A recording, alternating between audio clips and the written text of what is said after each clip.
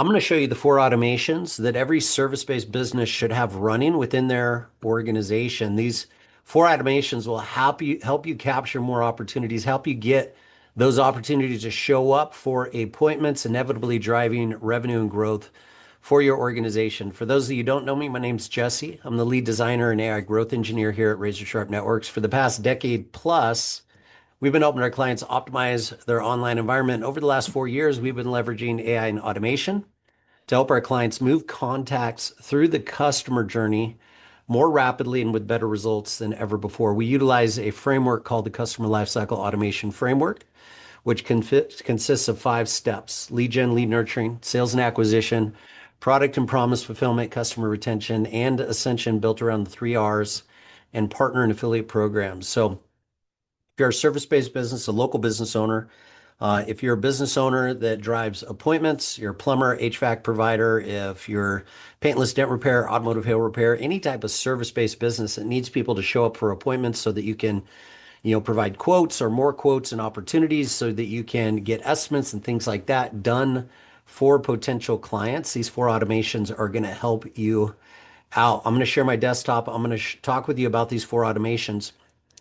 When you think about customer lifecycle automation, think about your customer lifecycle from the initial lead collect or engagement with contacts all the way through a satisfied 5-star review, and inevitably even an additional step with creating a partner and or affiliate program. So if we're talking about the initial lead collect, a ton of time, energy, and resources inevitably are spent on creating that lead. That's generally the biggest chasm that most companies have to overcome, is converting a cold contact into a paying customer. So what we want to do is we want to protect that relationship and ensure that when people do call, they text, they set up appointments and things of that nature, they show up more frequently. So these four automations will give you the ability to capture more of those opportunities and inevitably have those contacts show up to more booked appointments. This could be service professionals, it could be accountants, it could be, real estate professionals, it could be any type of service-based business and or a skilled trade professional or local business provider. So let me jump right in. I'm going to share my desktop with you, and that way I can talk with you in detail about what it is that we are doing here. So these are the four automations that we set up for all of our service-based businesses, and I'm going to talk through each one of these four. We break up these automations into those 5 stages of the customer life cycle, with one being lead generation, two being lead nurturing, 3 acquisition and sales, 4 product and promise fulfillment, and 5 being customer retention and ascension, again, built around the 4 Rs or the 3 Rs and partner and affiliate program. So in that first stage, we have what we call conversational and voice AI that's built out within the Razor Sharp CRM on high level. And what this automation does is it backs up our client's team so that if somebody calls into the organization, voice AI backs up their primary answering service. So traditionally, what happens is you either got to have somebody on staff, or if you're a small business and you're out there, fixing a pipe, or you're on a roof trying to fix a roof or something like that, or working on an heating or air conditioning unit.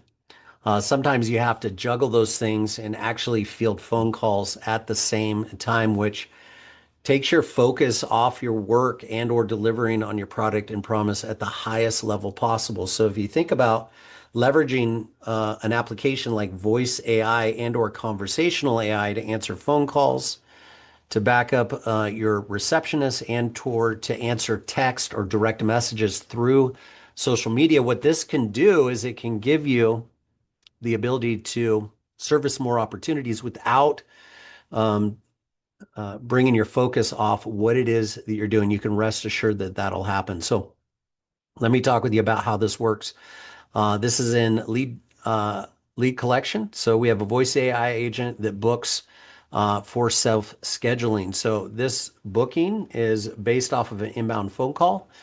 The tag is added, the contact is added to this, and then what happens is we go through this automation. A note is added to the actual contact record. So we want to make sure that we're aware of what contacts are actually fielded by receptionists, what contacts go to voicemail, what contacts are managed by the voice agents within the business, because that'll give us the ability to determine what's working and what's not so that we can continually improve the process. We go into a nurture tag. What this will do is this will send out a booking link to the contact while they're on the phone call. That contact will have all the information, plus the AI agent will attempt to book the call and schedule the appointment. We can set this AI agent to respond to a knowledge base on the back end, which inevitably can answer all the questions that a potential customer would have before booking the actual appointment itself.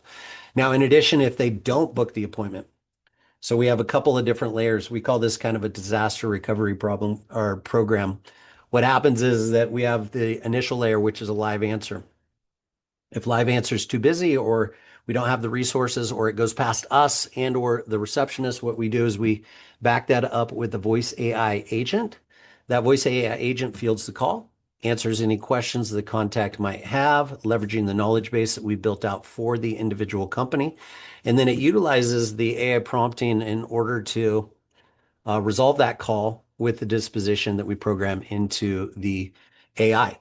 When there's a request for an appointment, the AI agent actually tries to book the appointment. If for some reason the appointment does not get booked or the individual would like to get a booking link, the agent will send that booking link to them. So that's the initial workflow. And I believe that this is one of the most important workflows that you can have within your organization. The marketplace is incredibly competitive out there. And if you have somebody that's calling in and they're looking for your product and or service and you're not able to service them in real time, inevitably what that can turn into is a missed opportunity, which can be costly to your business. If you have a company that is fielding all the opportunities and you have a company that has a bunch of missed opportunities, inevitably you would understand which one is going to perform better over the course of a year. So that's the initial automation. In addition to that, so if the appointment is booked, so one of the things that we do from a strategy standpoint is we want to start adding value right after the appointment is booked. We want to set expectation. And then we also want to gather any additional information. So we don't need to gather all the information on the actual phone call itself, especially if the agent or the AI agent answers that call. That can get labor intensive and quite cumbersome from a program standpoint. So what we want to do is we want to start setting expectation for their upcoming appointment. We want to send confirmations. We want to make sure that if we need any additional information, that we gather that information after that initial appointment is set up. So what we do is in this use case, customers are looking, or this customer of ours is in a service-based industry where they do estimates on vehicles. What they want to do is they work with the insurance company in order to gather those estimates. So the initial question that goes out right after the appointment is booked is whether or not the potential customer, because they do a damage assessment and they evaluate and then submit all the information to insurance for payment. But if that contact has an estimate, they want to make sure that they get access to that estimate early on in the process. So what we do is we send out all the booking information in order to confirm the appointment. And then we drop them an email and an iMessage and or text message asking them if they have an estimate. We leverage what's called a trigger link inside of the system. So that trigger link gives us the ability to set up conditional logic, which basically says, hey, customer, we're super excited about your upcoming appointment. We want to make sure that we're prepared in order to receive you. So we set expectation of a high service level. And then what we do is we ask them is, one of the things we want to do is make sure that we're working with the most current estimate. Do you have an estimate or do you not have an estimate? If you don't have an estimate, what we can do is we can go through the process of getting you all the information that you need in order to submit to your insurance for that estimate. So what this does, simple, set expectation. Hey, here's your appointment time and date. Do you have a repair estimate? Yes or no. This creates what's called a conditional logic. And what that does is that kicks off an additional workflow in the event that they answer those questions, right? They answered yes, excellent. please forward your estimate to the following email and or send it to us via text and or iMessage. If they say no, you say, great. What we will do is we will prepare our team in order to provide you with all the details so that you can get a detailed estimate in order to get your repair done. So again, set expectation, making sure that you gather all the required information even before they show up to their appointment. This is going to make your appointments go more smoothly. It's also going to deliver a higher customer satisfaction level. They're going to feel nurtured all the way through the process. They're going to know what the next step is in regards to the process, and that's going to be communicated to them before they even show up to the appointment. And it doesn't matter what industry you're in, what vertical you serve. If you are service based and you want to make sure that your service appointments go really smoothly, then utilizing these systems and these automations and leveraging AI will help you move those contacts through the customer journey, get higher satisfaction rates when it comes to your customers, which inevitably will lead to two things that are going to help you drive growth for your organization. One is more reviews, two is more referrals and repeat business. So, three things actually. So, what happens is what we do is we're looking for that conditional logic to be set up. We set up a wait time of 1 day and we say, hey, if for some reason they didn't get our email or text, or maybe they got busy, life gets busy. I'm sure we all are aware of that. We set them up a nice reminder, the same type of workflow automation, trigger link clicked, yes or no, and or it times out. So what we do is we run this for the first 2 days, same type of automation, and then we do it 24 hours or same day of the appointment. We wait 1 hour before the appointment. So there's these wait times on the actual automation. So we do two notifications right after the appointment is set, day one, day two. And then what we'll do is we'll run through the automation and do it same day. This one's set up to go same day, 1 hour before the appointment, trying to get that estimate or confirmation of whether or not the customer has an estimate or not. Again, this is set an expectation, making sure that the appointment goes off without a hitch, and then also ensuring that you get a high touch and a high customer satisfaction so we can drive reviews, referrals, repeat business, and potentially partner and affiliate signups because your service is so great. In addition to that, we have a very similar sequence here. For this particular provider, we're setting another expectation. This is a very similar type of automation. This one is for rental requirements. So this particular provider is looking for estimates, and they're also trying to determine how to handle rental requirements from the insurance company, whether or not the customer has insurance, rental is coverage. Do they need rental? Do we need to provide a complimentary rental vehicle or anything like that? Those are all things that we want to get answered prior to them showing up for their damage assessment in this particular case. But again, the use case can vary based off of industry and or vertical. But in this case, same type of automation sequence. What we do is we start off, we set our timing in here, and then we set up trigger links so that we can kick off workflow automations based off of the way that they answer. Do you need a rental? Do you not need a rental? Did you answer? Did you not answer? This will give us our workflows and automation so that we can set expectation and again, have a high degree of touch when it comes to the actual customer experience. We run through the automation as well. And inevitably, what this will do is it'll set our expectation and ensure that more people show up to appointments. What we find with our customers is there's a huge gap of the amount of people who book and the actual amount of people who show up. So these automations will show you how to close that gap, capture more revenue, and inevitably grow your organization more rapidly. What we do with every single one of our customers is we walk them through that process, that 5-step process of the customer lifecycle automation framework.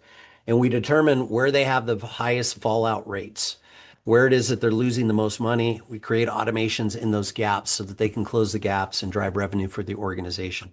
So as you can see here, we have those automations built into those 5 stages there. And those 3 automations are going to drive a tremendous amount of revenue for you, especially if you drive a lot of appointments on a regular basis and you don't have somebody following up on those appointments that are no-shows. So that's our last and final automation that I'm going to go through. It's our no-show recapture. Even though we go through this entire process, some people are still not going to show. Whatever happens, happens in life. We all know that we get busy. Sometimes we miss appointments. It doesn't matter how many reminders we get, how much we're looking forward to it. Things happen. We call it life happens. But your no-show recapture automation can be incredibly impactful. Hey, we missed you on your appointment time. We know life gets busy. Would you like to rebook? Yes and no. Very similar workflow. We continue to drip on them in a sequence. We set up trigger links that give us the ability to determine the workflow and the automations.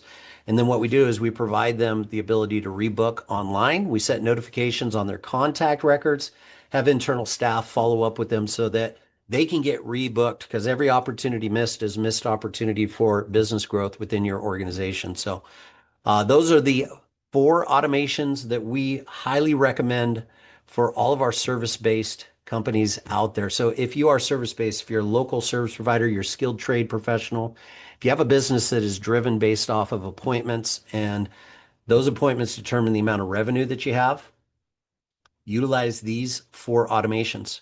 On the front end, on the top of your funnel, your voice self-booking automation.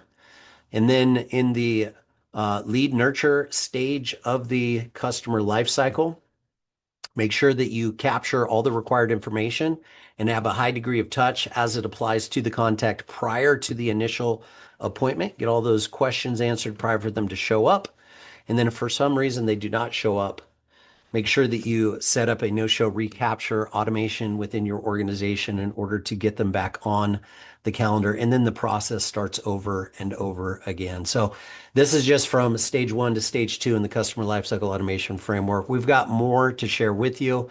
If you'd like to learn more about how to leverage AI and automation in order to grow your organization 24/7 on autopilot, go ahead and jump over to YouTube. Check out our YouTube channel there, subscribe, set up notifications, and we'll be happy to share that with you. Also, check out the description of this video. I'm sure there'll be free resources for you if you'd like to get more information on our time back system, a time back audit, or again, our AI growth engine. There'll be all the information in the description of this video. As always, good luck in the growth of your business. And time is valuable. So make today and every day a fantastic day. Be well, and we'll talk soon.